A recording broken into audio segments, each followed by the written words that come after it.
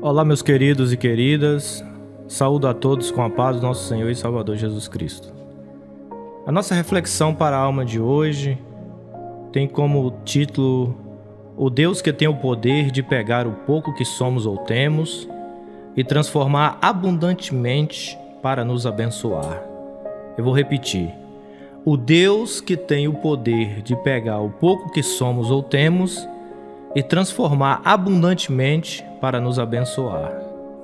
O texto bíblico está em João capítulo 6, versículo 1 ao 13. João 6, 1 ao 13. Diz assim a palavra do Senhor: Depois disto, partiu Jesus para o outro lado do mar da Galileia, que é o de Tiberíades. E grande multidão o seguia, porque via os sinais que operava sobre os enfermos. E subiu Jesus ao monte e assentou-se ali com seus discípulos. E a Páscoa, a festa dos judeus, estava próxima. Então Jesus, levantando os olhos e vendo que uma grande multidão vinha ter com ele, disse a Filipe: Onde compraremos pão para estes comerem? Mas dizia isto para o experimentar, porque ele bem sabia o que havia de fazer. Filipe respondeu-lhe: 200 dinheiros de pão não lhes bastarão para que cada um deles tome um pouco. E um dos seus discípulos, André, irmão de Simão Pedro, disse-lhe: Está aqui um rapaz que tem 5 pães de cevada e 2 peixinhos, mas que é isto para tantos? E disse Jesus: Mandai assentar os homens. E havia muita relva naquele lugar. Assentaram-se, pois, os homens, em número de quase 5.000. E Jesus tomou os pães e, havendo dado graças, repartiu-os pelos discípulos, e os discípulos pelos que estavam assentados, e igualmente também dos peixes, quanto eles queriam. E, quando estavam saciados, disse aos seus discípulos: Recolhei os pedaços que sobejaram, para que nada se perca. Recolheram-nos, pois, e encheram 12 alcofas de pedaços dos 5 pães de cevada que sobejaram aos que haviam comido. O texto que acabamos de ler narra a primeira multiplicação de pães e peixes que Jesus operou, sendo que a Bíblia ainda fala de uma outra multiplicação de pães e peixes. Vale lembrar que, a primeira vez, ele usou 5 pães e dois peixes para alimentar quase 5.000 homens e sobraram 12 cestos. Na segunda vez, ele usou 7 pães e uns poucos peixes para alimentar 4.000 homens, além de mulheres e crianças, e sobraram 7 cestos cheios. A primeira multiplicação é narrada por todos os evangelhos, ao passo que a segunda, somente os evangelhos de Mateus e Marcos contam essa história extraordinária e sobrenatural. Na reflexão de hoje, a nossa ênfase será na atitude do rapaz, o qual a Bíblia não menciona seu nome, mas que doou todo o alimento, ou seja, tudo o que possuía naquele momento, para que Jesus multiplicasse e alimentasse uma multidão e ainda sobrasse. O fato de estar preparado, prevenido no momento em que fora procurado, assim como ter doado de bom grado todo o alimento que possuía para abençoar outras vidas, fez toda a diferença. Dito isto, quero fazer-lhes algumas perguntas. Quem é você nesse planeta chamado Terra, com aproximadamente 7,8 bilhões de habitantes? Que já fizeste para abençoar outras vidas? Ou o que estás fazendo para ajudar as pessoas? E o que pretendes fazer para estender a mão para o seu próximo? Confesso para vocês que, por muito tempo, erroneamente, pensei que primeiro eu precisava adquirir muito, para depois compartilhar com aquele meu próximo que estivesse passando por alguma necessidade. Eu até orava dizendo: Senhor, dai-me muito para que eu possa repartir. Senhor, dai-me muito para que eu possa repartir. Mas hoje eu aprendi que, quando colocamos à disposição do reino de Deus o que somos e temos, Ele proverá para a nossa sobrevivência, para repartirmos com o nosso próximo, e ainda sobrará. Existe um dito popular que diz: o pouco com Deus é muito, E o muito com Deus é nada. Ou seja, se você tiver pouco, mas com a bênção de Deus, se transformará em muito. Porém, se tiver muito sem a bênção e a aprovação de Deus, pode se transformar em nada, como poeira no vento. Significa também que se entregarmos o pouco, humanamente falando, com o coração sincero, Deus transformará em uma quantia imensurável. Lá em Provérbios 15:16 diz: melhor é o pouco, havendo temor do Senhor, do que grande tesouro onde há inquietação. Vale lembrar que somos mordomos do reino de Deus aqui na terra, isto é, quem somos e possuímos pertencem ao próprio Deus, e um dia teremos que dar conta a Ele pela maneira a qual fizemos uso do bem mais precioso, que é a vida e os bens materiais. O mais importante para Deus não é a quantidade, ou seja, pouco ou muito, e sim se foi entregue com inteireza de coração. Lá em Marcos 12, versículo 41 ao 44, diz assim: e estando Jesus assentado defronte da arca do tesouro, observava a maneira como a multidão lançava o dinheiro na arca do tesouro, e muitos ricos deitavam muito. Vindo, porém, uma pobre viúva, deitou 2 pequenas moedas, que valiam meio centavo. E chamando os seus discípulos, disse-lhes: em verdade vos digo que esta pobre viúva deitou mais do que todos os que deitaram na arca do tesouro, porque todos ali deitaram do que lhes sobejava, mas esta, da sua pobreza, deitou tudo o que tinha, todo o seu sustento. Quero dividir essa reflexão em 2 pontos. O primeiro ponto é: um pequeno exército com Deus torna-se invencível. Um pequeno exército com Deus torna-se invencível. Deus usou um humilde lavrador chamado Gideão para levantar um exército poderoso. No início eram 32.000 recrutas fracos. No final restaram 300 soldados adestrados e vitoriosos. Veja o que diz lá em Juízes capítulo 7, versículo 1 ao 7. Então Jerubaal, que é Gideão, se levantou de madrugada, e todo o povo que com ele havia, e se acamparam junto à fonte de Arode, de maneira que tinha o arraial dos midianitas para o norte, no vale, perto do outeiro de Moré. E disse o Senhor a Gideão: muito é o povo que está contigo, para eu dar os midianitas em sua mão, a fim de que Israel não se glorie contra mim, dizendo: a minha mão me livrou. Agora, pois, apregou-a aos ouvidos do povo, dizendo: quem for medroso e tímido, volte e retire-se apressadamente das montanhas de Gileade. Então voltaram do povo 22.000, e 10.000 ficaram. E disse o Senhor a Gideão: ainda há muito povo, faze-os descer às águas, e ali os provarei. E será que daquele de que eu disser: este irá contigo, esse contigo irá. Porém, de todo aquele que eu te disser: este não irá contigo, este não irá. E fez descer o povo às águas. Então o Senhor disse a Gideão: qualquer que lamber as águas com a sua língua, como as lambe o cão, esse porás à parte, como também todo aquele que se abaixar de joelhos a beber.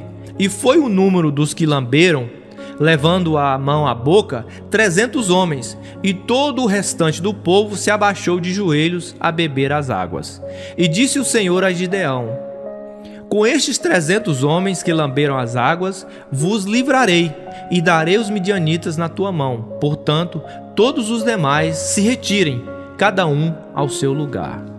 O segundo ponto é: um pequeno objeto com Deus é poderosíssimo. Um pequeno objeto com Deus é poderosíssimo.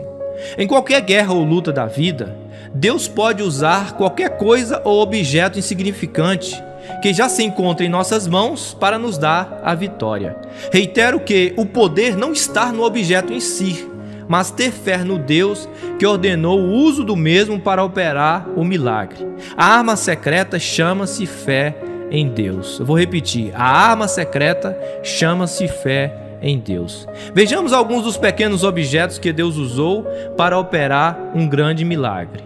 O primeiro objeto foi a vara de Moisés. Está lá em Êxodo capítulo 4, versículo 1 ao 5, que diz assim: então respondeu Moisés e disse: mas eis que não me crerão, nem ouvirão a minha voz, porque dirão: o Senhor não te apareceu. E o Senhor disse-lhe: que é isso na tua mão? E ele disse: uma vara. E ele disse: lança-a na terra.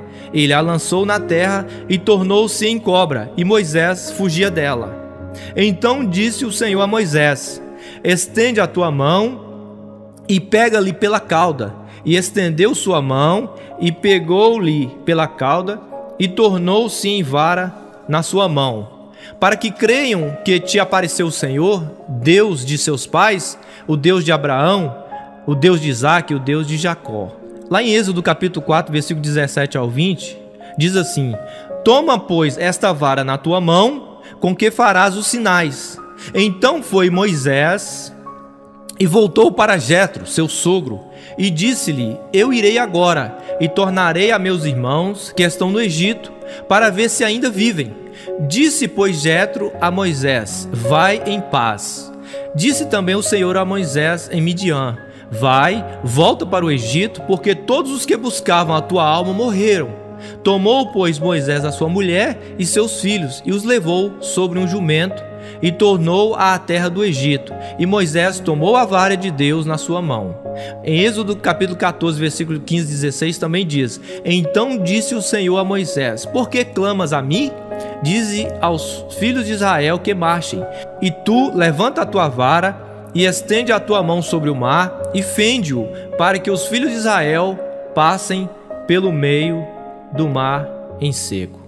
O segundo objeto que Deus pode usar é a funda, que Deus usou, melhor dizendo, foi a funda de Davi. O que é uma funda? É uma arma de arremesso constituída por uma correia ou corda dobrada, em cujo centro é colocado o objeto que se deseja lançar. É uma atiradeira, catapulta, é um estilingue fundíbulo. Para nós brasileiros, a funda é conhecida como estilingue. Lá em 1 Samuel, capítulo 17, versículo 40 ao 49, diz assim: e tomou o seu cajado na mão e escolheu para si 5 seixos do ribeiro e pô-los no alforje de pastor que trazia, a saber, no surrão, e lançou mão da sua funda e foi aproximando-se do filisteu. O filisteu também vinha se aproximando de Davi, e o que ele levava o escudo ia diante dele. E olhando o filisteu e vendo a Davi, o desprezou, porquanto era moço, ruivo e de gentil aspecto. Disse, pois, o filisteu a Davi: sou eu algum cão para tu vires a mim com paus?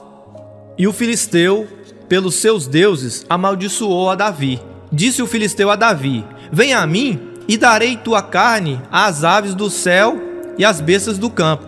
Davi, porém, disse ao filisteu: tu vens a mim com espada e com lança e com escudo, porém eu venho a ti em nome do Senhor dos Exércitos, o Deus dos exércitos de Israel, a quem tens afrontado. Hoje mesmo o Senhor te entregará na minha mão, e ferir-te-ei e tirar-te-ei a cabeça, e os corpos do arraial dos filisteus darei hoje mesmo às aves do céu e às feras da terra, e toda a terra saberá que há Deus em Israel. E saberá toda esta congregação que o Senhor salva, não com espada, nem com lança, porque do Senhor é a guerra, e ele vos entregará na nossa mão. E sucedeu que, levantando-se o filisteu e indo encontrar-se com Davi, apressou-se Davi e correu ao combate, a encontrar-se com o filisteu. E Davi pôs a mão no alforje e tomou dali uma pedra, e com a funda lhe atirou. E feriu o filisteu na testa, e a pedra se lhe encravou na testa, e caiu sobre o seu rosto em terra. O terceiro objeto que Deus pode usar, ou que Deus usou, melhor dizendo, foi a aguilhada de bois através do seu servo chamado Sangar. Então, o terceiro objeto é sangar e aguilhada de bois. Significado de aguilhada: vara comprida com ferrão na ponta, usada para conduzir e instigar os bois. Em Juízes 3, versículo 31 diz: depois dele foi Sangar, filho de Anate, que feriu a 600 homens dos filisteus com uma aguilhada de bois, e também ele libertou a Israel. O quarto objeto que Deus usou foi uma queixada de jumentos, através do seu servo Sansão. O que é uma queixada de jumento? O significado de queixada é maxila, especialmente a mandíbula, é conhecido como, nós brasileiros conhecemos como a mandíbula, que é um queixo proeminente grande. Lá em Juízes capítulo 15, versículo 14 ao 16 diz: E vindo ele a Leir, os filisteus lhe saíram ao encontro, jubilando.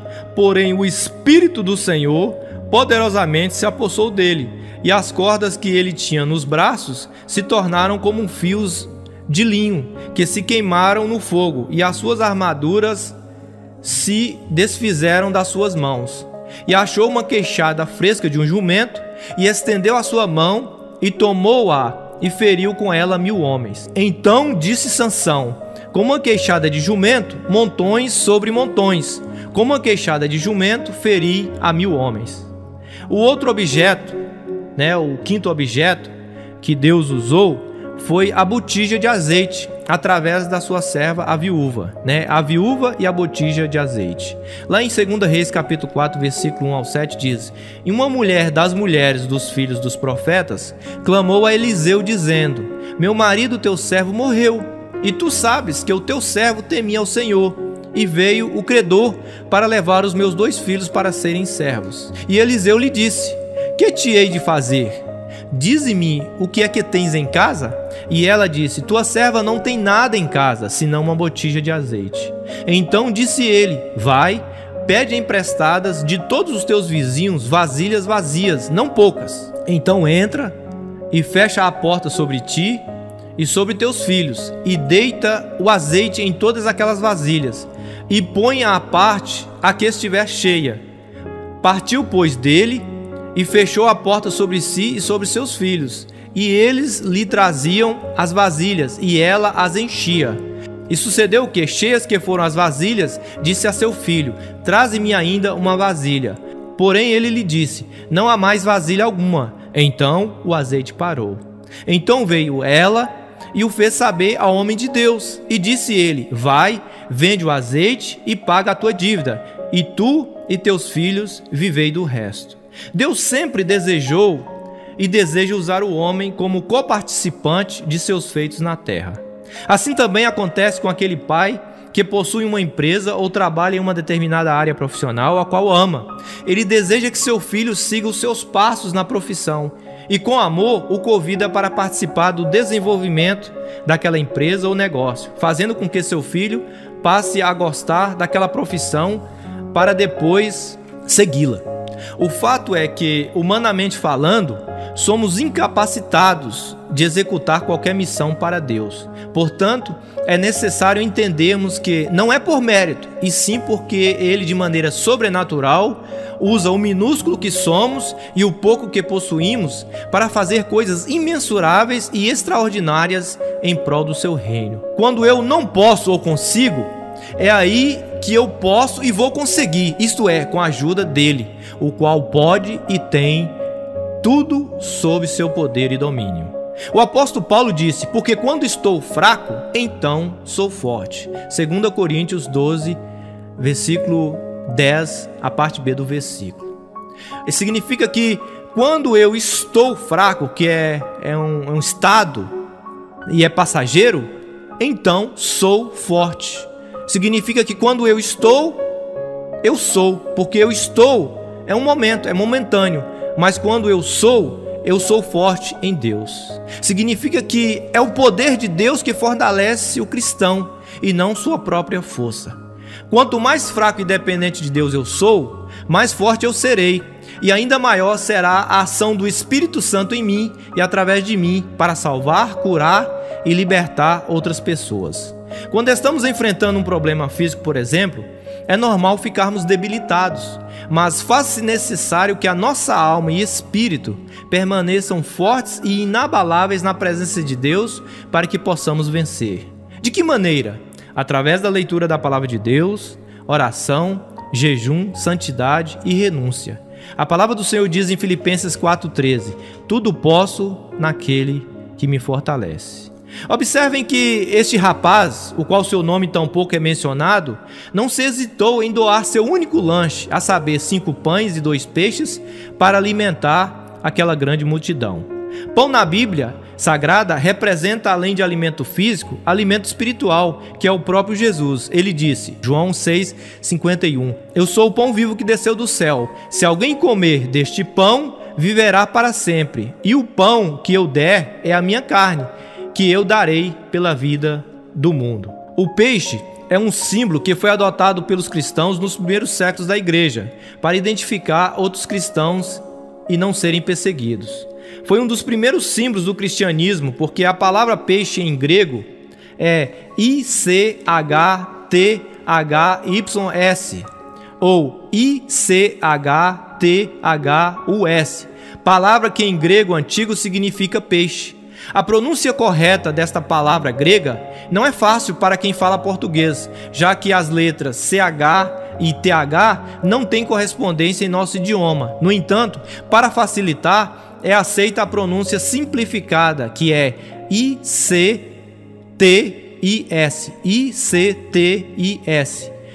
que são as iniciais de Jesus Christos Theos Losote, que significa Jesus Cristo, Filho de Deus Salvador.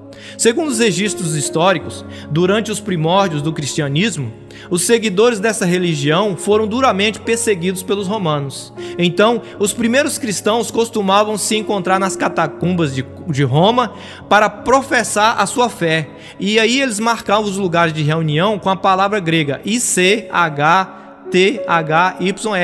que significa Jesus Cristo, Filho de Deus Salvador. As tumbas dos seguidores do cristianismo também eram sinalizadas com o peixe, para que outros cristãos soubessem que ali se encontrava o corpo de uma pessoa de sua mesma fé.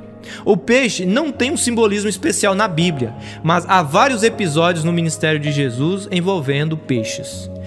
Era também um símbolo muito comum na antiguidade, porque fazia parte da alimentação de muitos povos aos olhos humanos. O que me chama a atenção é que este rapaz, quando lhe pediram seu lanche, não colocou empecilhos ou impôs condições para entregá-lo, pois ele havia aprendido a compartilhar com os outros, mesmo que fosse o suficiente para si. É possível que ele havia aprendido com seus pais, avós ou com outra pessoa a importância e o poder da semeadura, ou seja, que se não plantarmos, obviamente não colheremos. Os pais precisam ensinar seus filhos a compartilhar seus pertences desde criança.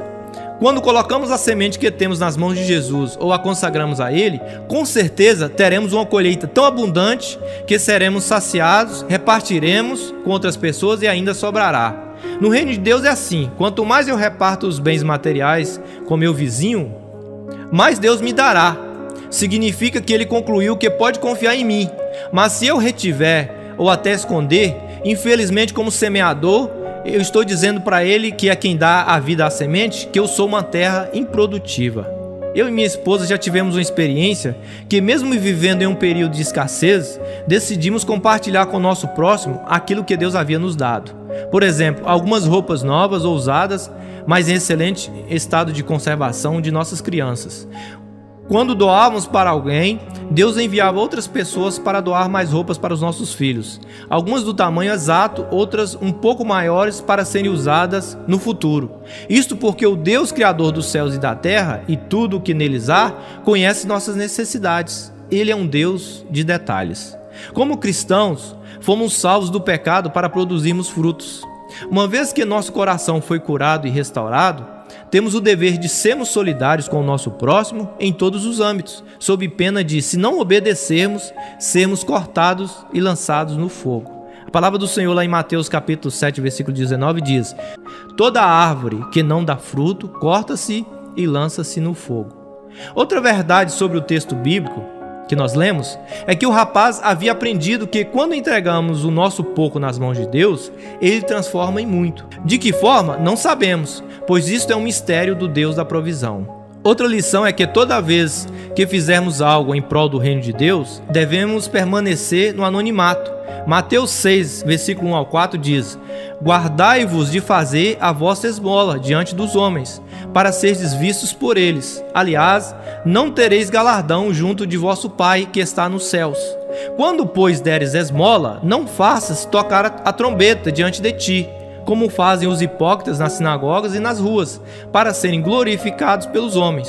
Em verdade vos digo que já receberam seu galardão. Mas quando tu deres esmola, não saiba a tua mão esquerda o que faz a tua direita, para que a tua esmola seja dada em secreto, e teu pai que vê em secreto, ele mesmo te recompensará publicamente. Um querido amigo e irmão em Cristo, de saudosa memória, o qual era um grande investidor no reino de Deus, principalmente ajudando pessoas necessitadas em estado de vulnerabilidade, mas eu só fiquei sabendo de algumas de suas ações de caridade depois que ele faleceu através da sua esposa. Então é importante, quando nós fizermos algo em prol do reino de Deus, mantermos o anonimato. É importante observarmos que, dos 4 evangelhos, somente o de João menciona um rapaz como o mediador para que a multiplicação dos pães e peixes acontecessem. Chama minha atenção o coração e o espírito solidário e não egoísta deste jovem, assim como sua visão de coletividade e não individualista. Outra lição que aprendemos na atitude dele é que não perdeu a oportunidade de abençoar as pessoas, passando a vez para alguém, ou seja, não usou de desculpas para se eximir do dever como ser humano e cidadão. Ele poderia ter dito da seguinte maneira para a pessoa que veio até ele, no caso André: quem mandou você falar com o mestre que eu tinha os pães e peixes? Por que fizeste isso comigo? Ou, já que foi você, por que não vai comprar o alimento? Não, ele não agiu assim, porque certamente tinha aprendido que poder ser um canal para abençoar outras vidas é uma honra, causando em nós uma sensação de satisfação interior e dever cumprido. Se tivesse se recusado a doar os pães e peixes para alimentar a multidão, é óbvio que Jesus teria resolvido o problema de outra maneira, porém, teria perdido a oportunidade de entrar para a história bíblica. A história desse rapaz é igual a de muitos outros que no teatro da vida queriam ser apenas parte da plateia, mas acabou se transformando em um protagonista. Assim é a nossa vida antes e depois de termos o encontro face a face com o Cristo ressurreto e o confessarmos como o único e suficiente Salvador de nossas vidas.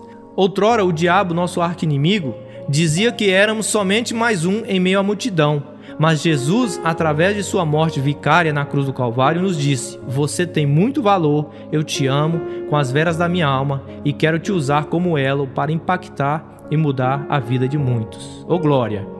Ele só queria ser abençoado naquele dia e acabou se transformando em um abençoador até o dia de hoje. Afinal, estamos sendo abençoados com a atitude dele ou não? Claro que sim. Ele desejava somente ser mais um. E por causa da sua atitude, acabou se tornando aquele que fez parte de um dos capítulos do livro sagrado, deixando um exemplo a ser seguido. Aquele jovem queria continuar sendo anônimo aqui na terra e conseguiu, mas totalmente reconhecido no céu. Diferente de muitas pessoas que fazem tudo e de tudo para serem famosas, ricas e reconhecidas aqui na terra. Algumas até vendem sua alma ao diabo. Esquecem que nossa estada aqui é passageira, mas lá no céu ou o inferno será eterna. Todas as manhãs, quando abrimos os olhos, nos é dada o poder de escolha. Falando nisso, você já fez a sua? Permita-me lembrá-lo que amanhã ou depois poderá ser tarde. E eu quero concluir.